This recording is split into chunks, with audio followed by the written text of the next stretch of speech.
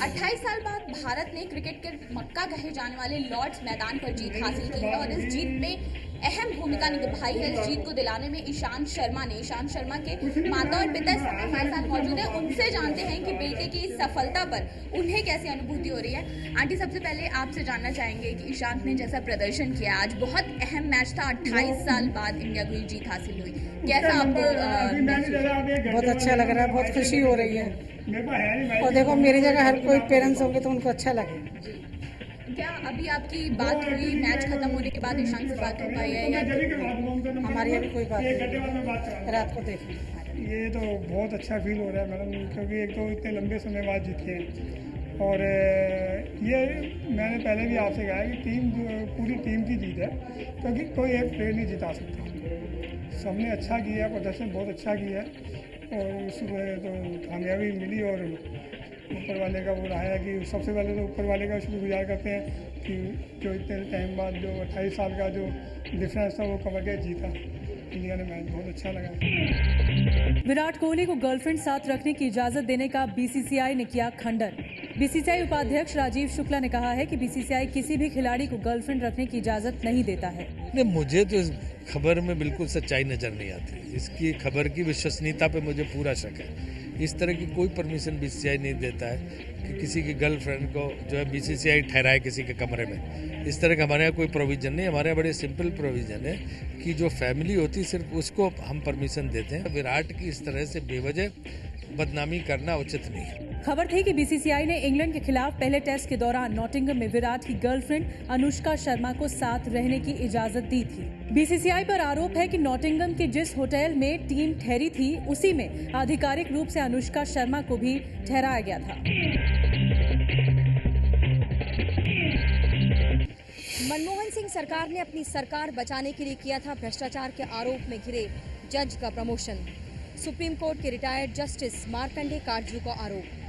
Tamil Nadu party जो LI थी कांग्रेस की, उनके मिनिस्टर्स ने कहा मनमोहन सिंह से कि जब तक आप लौटेंगे न्यूयॉर्क से आपकी सरकार गिर जाएगी, क्योंकि हम समर्थन वापस लेने जा रहे हैं, क्योंकि आप ये भ्रष्ट जज को आप कंटिन्यू नहीं कर रहे हैं। तो मनमोहन सिंह घबराए और एक सीनियर कांग्रेस मिनिस्टर ने कहा आप घबराइए मत, मैं सब मैनेज कर लूंगा, आप जाइए।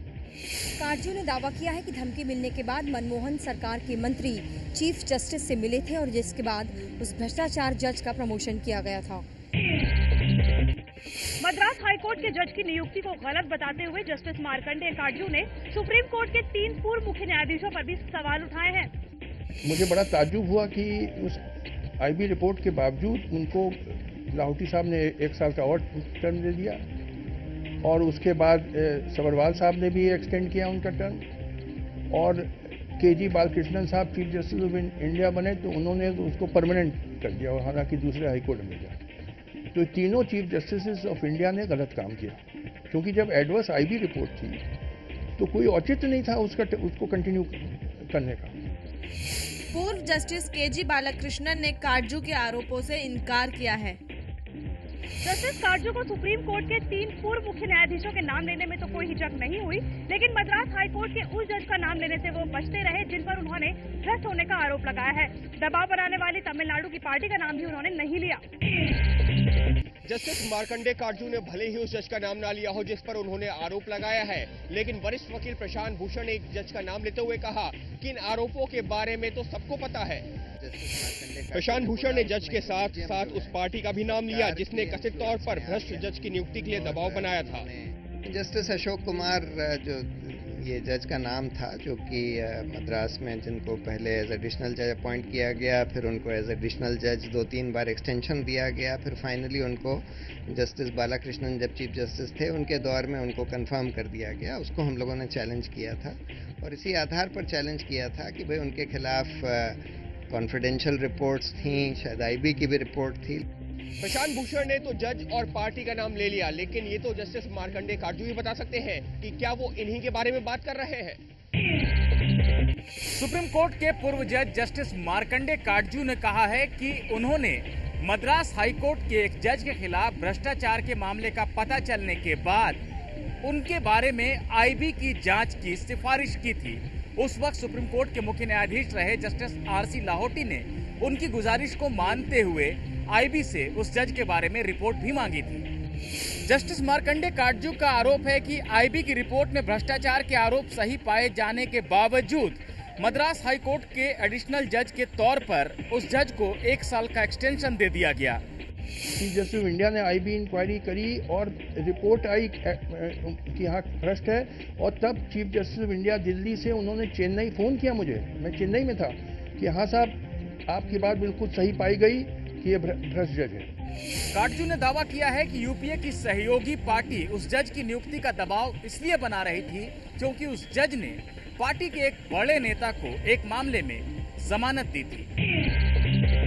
जस्टिस मार्कंडे काटजू के खुलासे पर कांग्रेस और बीएसपी का कहना है कि इसकी जांच होनी चाहिए। कांग्रेस ने ये भी कहा है कि इस तरह के बयान देकर मार्कंडे काटजू मोदी सरकार के नजदीक आना चाहते हैं, न्यूज में बने रहना चाहते हैं। ऐसी कोई बात थी तो उस वक्त कहना चाहिए था। वो मौजूदा सरकार के नजदीक आना चाहते हैं। जो उन्होंने आरोप लगाए हैं काटजू ने, तो मैं समझती हूँ ये जांच का विषय है और इसकी जांच होनी चाहिए।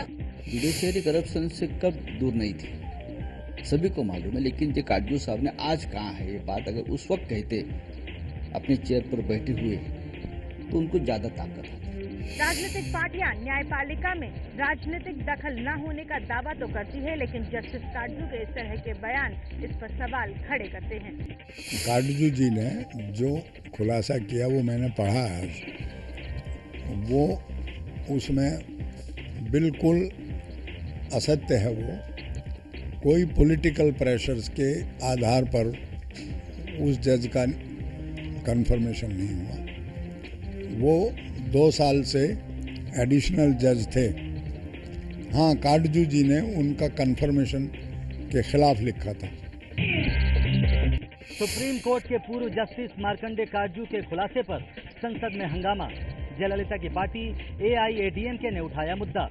संसद के शुरू होते ही आज दोनों सदनों में जस्टिस मार्कंडे काटजू के खुलासे पर जमकर हंगामा हुआ। लोकसभा की कार्यवाही शुरू होते ही AIADMK के थम्बी दुरे ने सरकार से जज के नाम का खुलासा करने की मांग की। AIADMK ने जज की नियुक्ति के लिए DMK पर दबाव बनाने का आरोप भी लगाया। राज्यसभा में भी इस मुद्दे पर खूब हंगामा हुआ, जिससे राज्यसभा की कार्यवाही को बार बार रोकना पड़ा। पार्टी ने राज्यसभा में तत्कालीन प्रधानमंत्री मनमोहन सिंह से पूरे मामले पर सफाई देने को कहा। AIADMK ने सरकार से पूरे मामले की गहराई से जांच कराए जाने की मांग की है। बवाल मचा, नाम भी सामने आया, लेकिन जस्टिस काटजू ने खुद उस जज का नाम नहीं बताया है। पढ़ते हैं अगली खबर पर। महाराष्ट्र के मंत्री नारायण राणे ने कहा है कि महाराष्ट्र में इस बार कांग्रेस जीत नहीं सकती।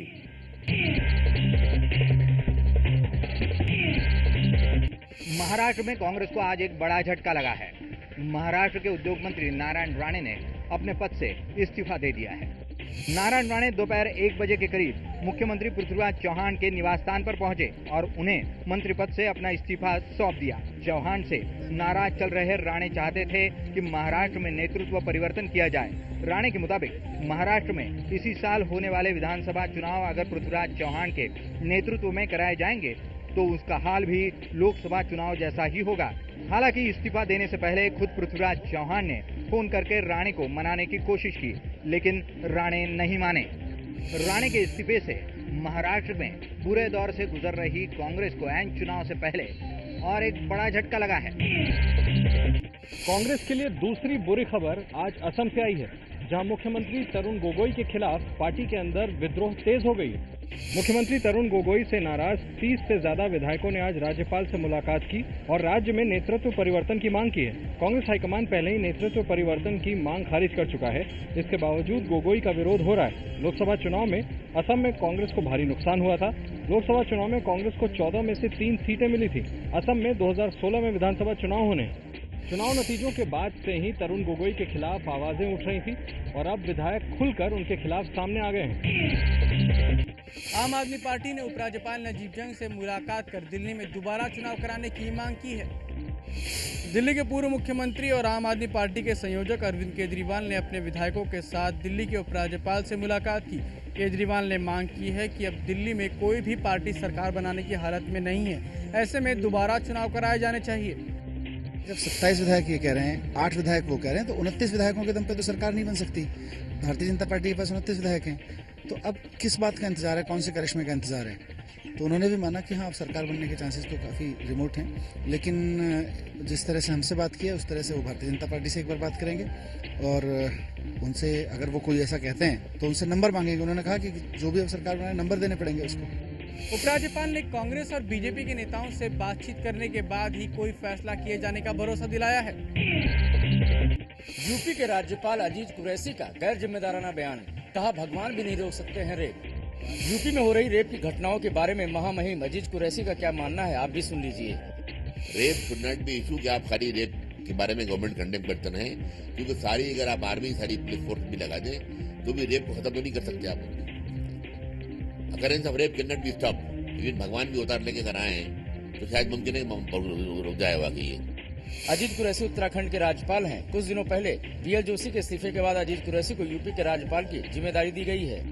यूपी में लगातार हो रही रेप की घटनाओं को लेकर के यूपी सरकार पर भी सवाल उठ रहे हैं। देश में बलात्कार के ज्यादातर मामलों में महिलाओं के परिचित ही उन्हें निशाना बना रहे हैं। नेशनल क्राइम रिकॉर्ड ब्यूरो की सालाना रिपोर्ट में सामने आया है ये चौंकाने वाला सच। एनसीआरबी की सालाना रिपोर्ट के मुताबिक साल 2013 में बलात्कार के 100 में 94 मामलों में पीड़ित के परिचित ही आरोपी थे। पिछले साल रेप के कुल 33,707 मामले दर्ज किए गए। इनमें 94.4% यानी 31,807 मामलों में आरोपी पीड़ित महिलाओं के जानने वाले थे। रिपोर्ट के मुताबिक रेप के 33.9% मामलों में आरोपी महिलाओं के पड़ोसी थे, जबकि ऐसे 7.3% मामलों में रिश्तेदारों पर रेप का आरोप है। रिपोर्ट में एक चौंकाने वाली बात यह भी सामने आई है कि बलात्कार पीड़ितों में ज्यादातर 10 से 18 साल की लड़कियां हैं। 3 आरोपी गिरफ्तार। गृह मंत्रालय ने कहा कि हत्या सोची समझी साजिश के तहत। दिल्ली के कोटला मुबारकपुर में रविवार रात को हुई 30 साल के मणिपुर के युवक श्लोनी की हत्या के मामले में पुलिस को बड़ी कामयाबी मिली है। पुलिस ने गढ़ी गांव के रहने वाले शक्ति, राजीव और संजय नाम के 3 आरोपियों को गिरफ्तार कर लिया है। आरोप है कि रविवार की रात श्लोनी की हत्या कोटला मुबारकपुर इलाके में 4-5 लड़कों ने की। आरोपों के मुताबिक कोटला मुबारकपुर गुरुद्वारे के पास सफेद कार में सवार उन लड़कों के साथ श्लोनी का झगड़ा हुआ। झगड़े में श्लोनी को बुरी तरह पीटा गया, जिससे उसकी जान चली गई। इस घटना के खिलाफ दिल्ली में नॉर्थ ईस्ट के छात्रों ने प्रदर्शन किया। केंद्रीय गृह राज्य मंत्री किरेन रिजिजू ने नॉर्थ ईस्ट के लोगों से मुलाकात की। किरेन रिजिजू ने कहा कि ये घटना सोची समझी साजिश लग रही है। इलाहाबाद हाईकोर्ट ने जेपी ग्रुप और नोएडा अथॉरिटी के चेयरमैन को जारी कर दिया है अवमानना का नोटिस। ये नोटिस नोएडा के सेक्टर 134 के एक गांव में हाईकोर्ट की रोक के बावजूद कंस्ट्रक्शन जारी रखने पर दिया गया है। इलाहाबाद हाईकोर्ट ने ये नोटिस नोएडा के सेक्टर 134 के गेजा तिलपटाबाद गांव में स्टे ऑर्डर के बावजूद विश टाउन का निर्माण जारी रखने पर दिया है। इलाहाबाद हाईकोर्ट ने गलत तरीके से जमीन अधिग्रहण के इस मामले में 29 मई को निर्माण पर रोक लगाई थी। हाईकोर्ट ने जेपी ग्रुप और नोएडा अथॉरिटी के चेयरमैन को भेजे नोटिस में पूछा है कि उनके खिलाफ अवमानना की कार्रवाई क्यों न की जाए। दिल्ली हावड़ा राजधानी एक्सप्रेस के खाने में मिला कॉकरोच, नाराज यात्रियों ने किया हंगामा। अगर आपको लगता है कि रेल किराया बढ़ने से यात्री सुविधाएं बेहतर हुई हैं, तो आप गलत फहमी में हैं। राजधानी एक्सप्रेस की बेहतर सेवाओं का नमूना देखिए। दाल चावल में पड़ा ये मरा हुआ कॉकरोच। हावड़ा दिल्ली राजधानी एक्सप्रेस के यात्रियों ने खाने में जैन थाली मंगाई थी, यानी नॉनवेज तो दूर, यात्रियों को लहसुन प्याज तक मंजूर नहीं था, लेकिन राजधानी ने परोसा दाल चावल, वो भी मरे हुए कॉकरोच के साथ। नाराज यात्रियों ने स्टेशन पर जमकर हंगामा किया और रेलवे के खिलाफ जोरदार नारेबाजी की। हंगामे की वजह से राजधानी एक्सप्रेस मुगल सराय स्टेशन पर करीब 1 घंटे तक रुकी रही। मामले की शिकायत दर्ज करने के बाद ट्रेन को रवाना किया गया। गाजा पट्टी में पिछले 2 हफ्तों से जारी इजरायली हमलों में अब तक 500 से ज्यादा फिलिस्तीनी मारे गए। हमास के हमलों में 13 इजरायली सैनिक भी मारे गए हैं। फिलिस्तीन के गाजा पट्टी इलाके में इजरायली सेना और हमास के बीच पिछले 2 हफ्तों से जारी संघर्ष में रविवार सबसे खून खराबे वाला दिन रहा है। रविवार को हुए इजरायली हमलों में 100 से अधिक फिलिस्तीनी मारे गए। गाजा के स्वास्थ्य अधिकारियों के मुताबिक इन्हें मिलाकर पिछले 2 हफ्ते में 500 से ज्यादा लोग मारे जा चुके हैं। फिलिस्तीनी संगठन हमास के हमलों में भी इजराइल के 13 सैनिक मारे गए हैं। हमास ने एक इजरायली सैनिक को बंधक बनाने का भी दावा किया है, लेकिन इजराइल ने इस दावे को खारिज कर दिया है। LG की तरफ से आज ग्लोबल मार्केट में LG G3 ये स्मार्टफोन लॉन्च किया है। सैमसंग, आईफोन और सोनी के स्मार्टफोन को टक्कर देने के लिए LG की तरफ से LG के ब्रांड एम्बेसडर अमिताभ बच्चन ने इस फोन को आज लॉन्च किया। तो कुछ लिमिटेड एडिशन पर अमिताभ बच्चन के ऑटोग्राफ भी मौजूद है। 5.5 इंच का डिस्प्ले दिया है। इसका कैमरा जो 13 मेगापिक्सल और लेजर ऑटो फोकस टेक्नोलॉजी से लैस है। 16 GB के मॉडल में 2 GB का रैम दिया है, वही 32 GB के मॉडल में 3 GB का रैम मौजूद है। 3000 मिली एम्पियर की बैटरी। कीमत की बात करें तो ये फ़ोन जो 16 GB का मॉडल है वो 47,990 रुपये में, वही 32 GB का मॉडल 50,990 रुपये में मौजूद है।